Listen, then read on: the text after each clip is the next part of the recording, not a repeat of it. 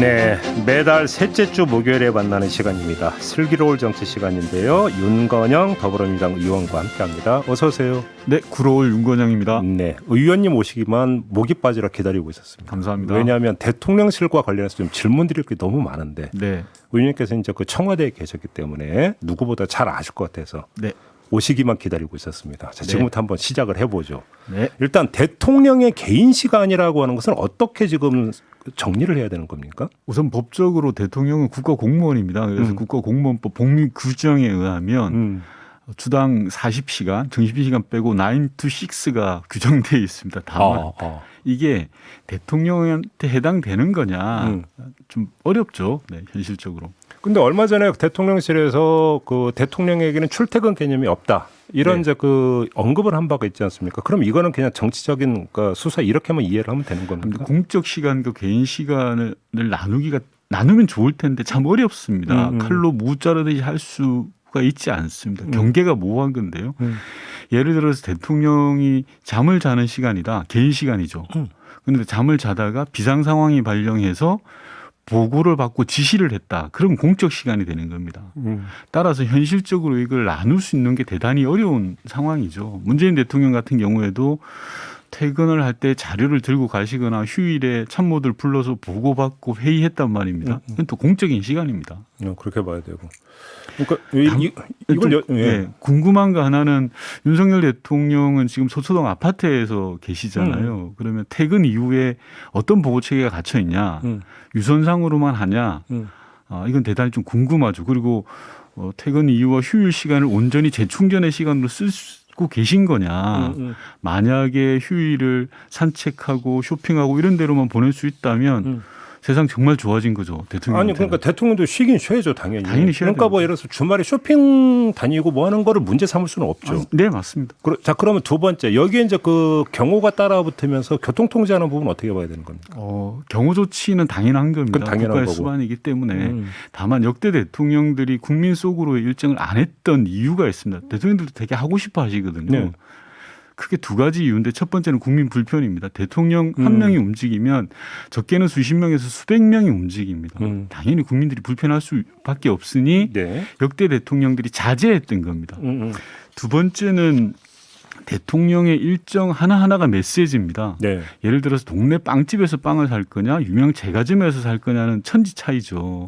예. 역대 대통령들이 명절 장보기를 백화점에서 하지 않는 이유가 그겁니다. 무슨 말씀인지 알겠어요. 근데 좀 궁금한 게 이건 뭐 이제 뭐 그 기밀도 아니니까 네. 대통령 이제 동선에 따라서 이제 그 통신 제한이 들어가잖아요. 네. 그러면 대통령이 사적으로 해서 뭐 쇼핑을 하거나 이럴 때도 통신 제한을 합니까? 그 원점이라고 하는데요. 대통령이 계신 그 지점은 아마 재밍이라고 합니다. 통신장애를 아마 걸지 않을까 싶습니다. 사적인 행보인 경우에도. 네. 그렇게 되는 거군요. 아무튼 이 그 대통령의 이런 일정이 사적 일정까지 이렇게 공개가 되는 건 어떻게 평가를 하세요? 일단 그 전에 지난 한 달 정도의 윤석열 대통령의 일정에 대한 저는 좀 총평이랄까요?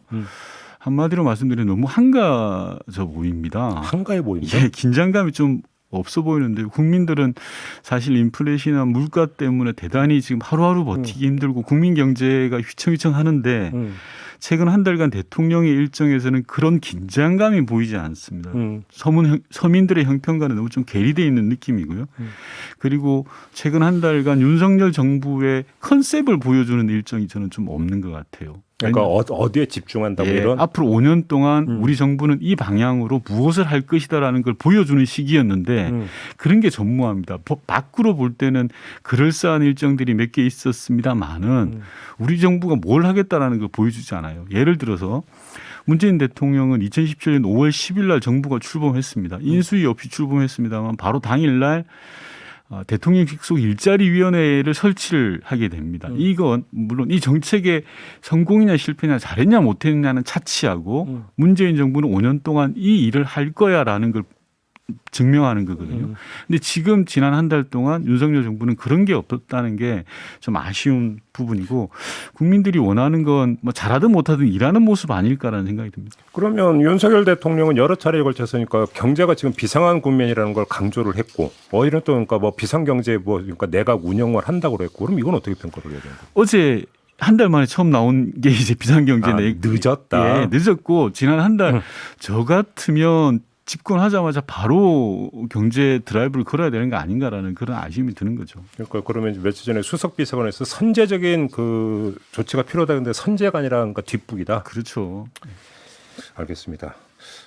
김건희 여사 행보 관련해서 좀 질문드릴 게 많은데요. 네. 일단 이거부터 좀 이야기를 할게요. 이제 봉하마을 방문한 거를 두고 뭐 공식이냐 아니냐 뭐 이런 거 논란도 있었는데 그러자 윤석열 대통령이 네. 대통령을 처음 해보는 거기 때문에 공식 비공식 이런 거 어떻게 나눠야 될지 대통령은 모두가 처음 하는 겁니다. 대한민국 대통령 2번 하면 그건 독재자죠. 이런 발언이 지금 부적절하다고 생각하십니까? 대단히 부적절하고요. 네.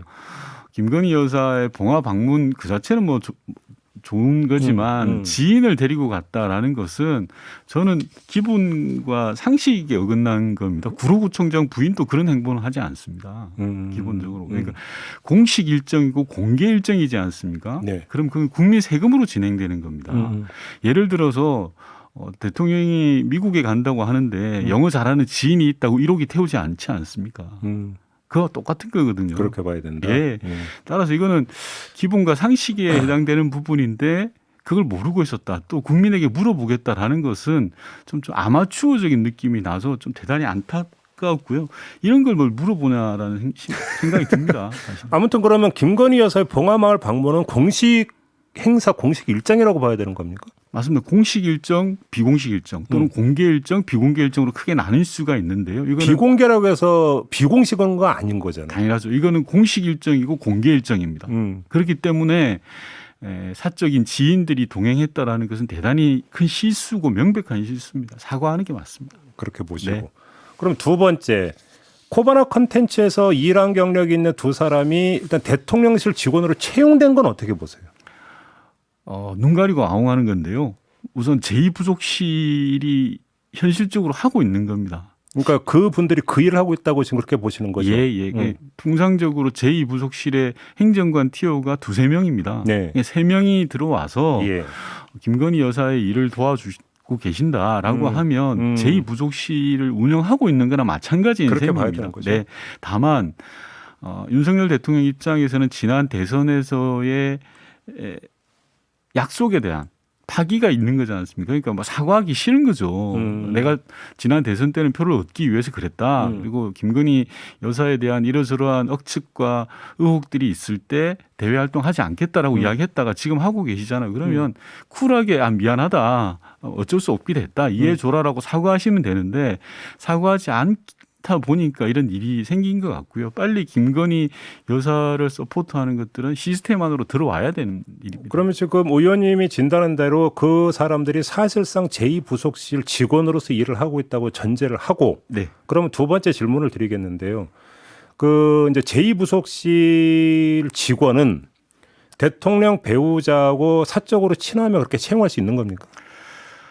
사적으로 친하다라고 해서 채용이 근거가 되지는 않습니다. 다만 예. 사적으로 친한 사람들 중에 능력이 있는 사람을 뽑아야 되겠죠. 그래요? 예. 그러면 제2부속실이라고 전제를 한다면 커버나 컨텐츠에서 일했던 경력이 있는 사람을 채용한 건 문제가 없습니까? 예, 뭐 능력이 된다고 하고 그리고 기준에 부합한다면 채용 그 자체만을 가지고 문제 삼는 것은 좀 적절치 않다고 보고요. 그리고 부속실이라는 개념 자체가 네. 오랫동안 함께 해왔던 분들이 들어가서 일을 하는 게 온당한 것 같습니다. 다만 이렇게 시스템으로 관리되지 않으면 이런 행태가 나중에 큰 사고의 씨앗이 됩니다. 예를 들어서 최순실 씨 같은 경우도 박근혜 전 대통령하고 오랜 지인이었지 않습니까? 그러다가 큰 사고 난 거 아닙니까? 그래서 이런 부분들은 잘 보고 빨리 대선 과정에서 있었던 일은 사과하고 제2부속실 만들어서 제대로 서포트하는 게 맞다고 생각합니다. 그러면 지금 이런 여러 가지 뭐 격가지가 여러 가지로 좀 퍼져 있는 논란을 정리하는 일단 1차 매듭은 제2부속실을 만들고 네. 약속을 못 지킨 거에 대해서 사과하고 예. 그렇게 하는 게 순서다. 예. 알겠습니다. 백운규 전 산업부 장관 구속영장 일단 기각이 됐습니다. 근데 아무튼 지금 수사는 계속되고 있는 거 아니겠습니까? 네. 그래서 거의 모든 사람이 결국 윗선을 지금 바라보고 수사를 하고 있는 거 아니냐 이렇게 분석을 하고 있습니다. 윗선이라고 결국 청와대 아니겠습니까? 네. 의원님은 어떻게 보세요? 우선 검찰의 또 못된 버릇이 전 도졌다라고 생각을 합니다. 예를 들어서 박상혁 의원이 참고인으로 검찰에서 나와달라라고 했던 건데요. 그 사실을 누가 알고 있습니까? 박상혁 의원과 검찰만 알고 있습니다. 그런데 모 언론의 단독 보도라고 마치 제가 큰 것처럼 보도가 되었습니다. 그때 그럼 관건 참고인 신분으로 갔던 겁니까? 참고인 신분으로 와달라고 해서 언제 가겠다라고 일정 협의를 하고 있었다는 겁니다. 그런데 그런 와중에 마치 무슨 큰 죄가 있는 양 언론에 사전 보도가 되고 하는 것이 구태 경찰들이 과거에 했던 정치 보복의 아주 전형적인 수법이거든요. 그림을 그려놓고 짜맞추게 하고 몰아가는 거였습니다. 네. 그래서 좀 그런 차원에서 이제 검찰이 그러지 말아야 된다라는 말씀 드리고 싶어요. 근데 아무튼 그러면 그때 그 한전 자회사 사장들을 이른바 잘라내는 과정에 네. 이제 의혹은 그거잖아요. 예. 청와대가 개입을 했고 알고 있었고 지시 내지 무기를 했느냐 이게 초점인 것 같은데 어떻게 그 파악을 하고 계십니까? 제가 아는 범위 내에서 뭐 제가 당사자가 아니라서 말씀드리기가 좀 조심스럽습니다만은 네. 제가 아는 범위 내에서 배군기 장관 스스로 언론 보도를 보니까 청와대에 관련은 없다라고 이야기를 하고 계시더라고요. 그러니까 뭐 저는 검찰이 조사해 보면 될 텐데 왜 이런 걸 꼭 그렇게 언론을 앞세워서 몰아가고 뭐가 있는 것처럼 그림을 그리고 하는 모습들이 과거 구태 경찰의 전형적인 모습이다라는 말씀 드리고 싶어요. 근데 상식적으로 보면 이렇게 지금 해버리면 지금 문재인 정부 때 임명됐던 기관장들 처리 문제가 원칙이 더 확고해지는 거니까 네. 어려울 것 같다라고 하는 게 상식적인 분석이 될 텐데 어제 오늘 나오고 있는 이야기는 한상혁 방통위원장이나 전현희 국민권익위원장에 대한 사퇴 압박이 있는 거 아니냐는 지금 이야기가 나오고 있는데 이 현상을 어떻게 읽어야 되는 겁니까? 좀 무슨 찌질하고 쪼잔한 것 같습니다. 그 방통위원장하고 권익위원장 같은 경우에는 법으로 정한 임기가 있지 않습니까? 내년 그분들은. 6월, 내년 7월 이렇게 되는 네, 걸로. 그럼 법을대로 지키는 게 맞죠. 예. 그런데 그 문제는 차치하고서라도 국무회의에 참석을 안 시킨다. 소위 말해서 왕따를 놓고 있다라고 하더라고요. 저는 그건 정말 쏙 좁은 행동이라고 생각을 합니다. 뭐 비근하게 예가 되지는 않겠습니다만 문재인 대통령은 박근혜 대통령 시절에 임명했던 장관들과 상당 기간 일을 같이 했습니다. 그리고 끝나고 나서 뭐 국무회의는 당연하고요. 끝나고 나서 감사하다고 식사까지 대접했을 정도입니다. 예. 저는 윤석열 대통령이 폭넓게 정치했으면 좋겠습니다. 감정 싸움 하듯이 네 편 내 편 나누는 건 온당치 않다. 그렇게 말씀드리고 싶어요. 알겠습니다. 당내 문제는 질문 안 했으면 좋겠죠. 질문 안 했으면 좋겠고요.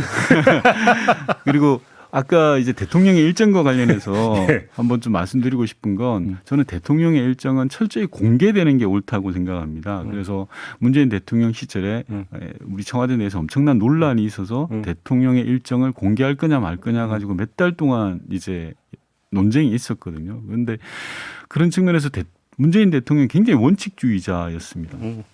공개 일정, 즉 대외 일정과 내부 일정을 다 공개해라라는 거였고 심지어 대통령이 읽는 보고서까지 공개하라고 할 정도였어요.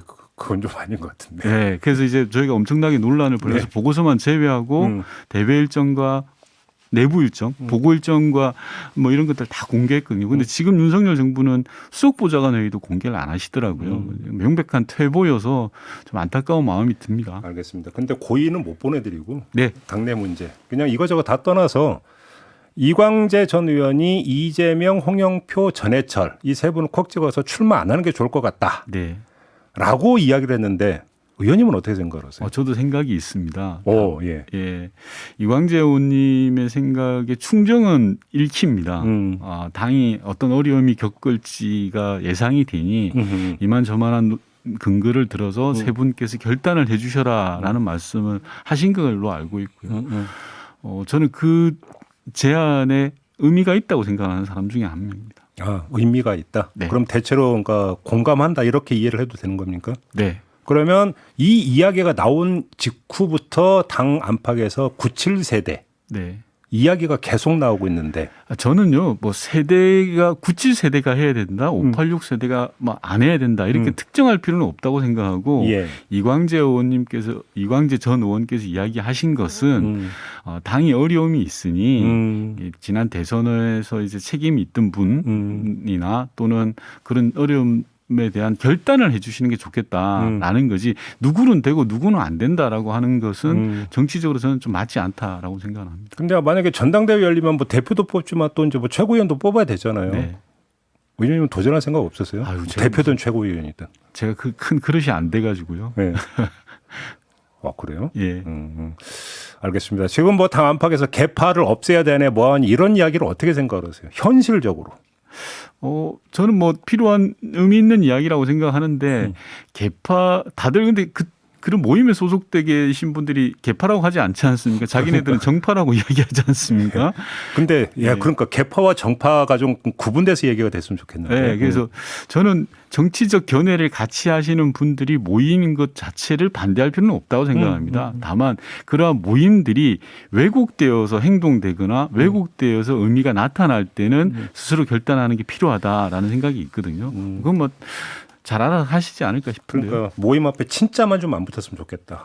맞습니다. 그렇죠? 네. 뭐 친문인이 정말 그러니까. 지난 5년 동안 참 이건 좀 아닌 거 아니에요? 예. 네, 알겠습니다. 이렇게 마무리하죠. 윤건영 의원과 함께했습니다. 고맙습니다. 네.